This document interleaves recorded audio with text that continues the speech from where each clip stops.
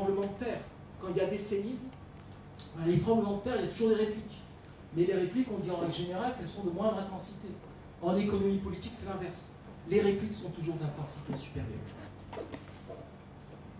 Même chose pour le pétrole, c'est la même évolution.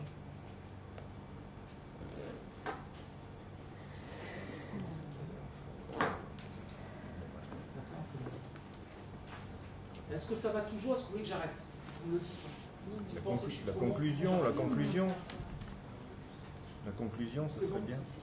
La conclusion? Il est 16h10, donc vous pouvez... Ça aboutit à quoi tout ça? Alors là, c'est la même chose. Vous avez une réplique sur la question de la dette américaine. Et vous voyez que c'est la dette des années 30. Donc on est dans une réplique de la crise de 29, ce qu'a dit aussi Barack Obama.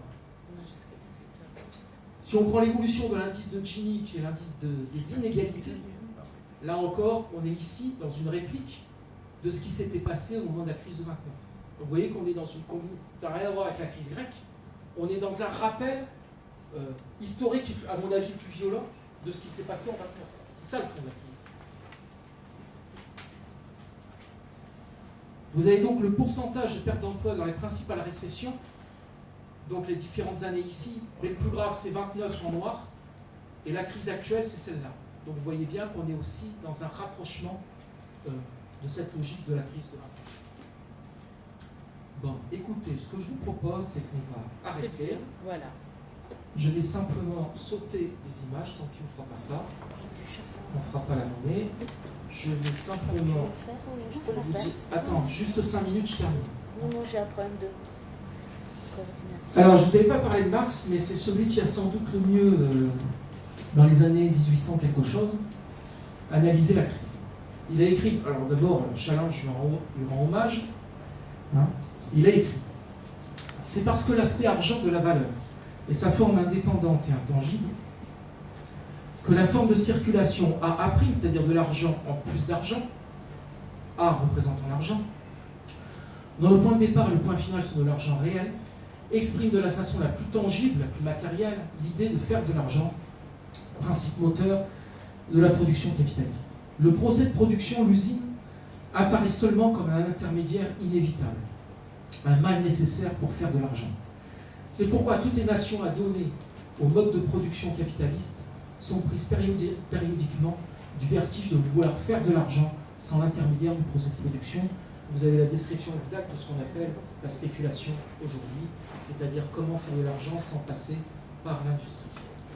Je vais vite, je passe encore, tant pis, vous aurez écrit. J'insiste là-dessus. Pendant 30 ans, nous avons subi, notamment par l'intermédiaire de la télévision, l'idéologie des champions, des gagneurs et de l'individu. Et ça se retrouve aujourd'hui dans la perception de l'avenir. Quand à cette question, la perception de l'avenir, mon avenir est prometteur, mon avenir individuel en tant que personne, et l'avenir de mon pays est prometteur, que chacun pense qu'individuellement il peut s'en sortir en considérant que son environnement extérieur est négatif, on a débouché sur la destruction de la société. Vous comprenez ce que je veux dire? C'est extrêmement important. C'est-à-dire chacun croit pouvoir gagner contre les autres. Ça veut dire que quelque part l'idéologie du chacun pour soi, de la concurrence pour tous, a quelque part gagné dans la tête de chacun. Et c'est contre ça qu'on doit aussi lutter dans notre manière d'intervenir. Ce n'est pas simplement qu'une réalité économique et matérielle. Et l'enjeu auquel nous sommes placés, c'est qu'on assiste en fait à la marchandisation totale de la société, la privatisation totale de la société.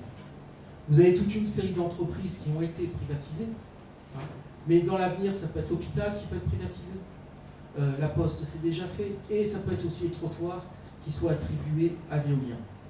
Et quand vous avez un Huluberlu comme moi, qui se bat pour le service public et qui dit « Pardon monsieur, je cherche un espace public », en règle générale, les gens ne savent plus où est l'espace public. Car cet espace public est détruit. Et le commentaire, c'est de se dire « Il a dû perdre sa carte bleue », car en fait, l'espace public est le seul espace dans lequel on peut circuler sans avoir besoin de carte bleue. Et c'est ce qui spécifie la citoyenneté par rapport aux consommateurs. Quand vous allez à Carrefour, vous êtes obligé d'avoir une carte bleue. Quand vous allez au Pôle emploi, vous n'êtes pas obligé d'avoir une carte bleue. Et pour terminer ma présentation, je terminerai par cette phrase d'Albert Einstein. On ne règle pas un problème avec le système de pensée qu'il a engendré. On ne réglera pas la crise avec le libéralisme. Merci de votre attention.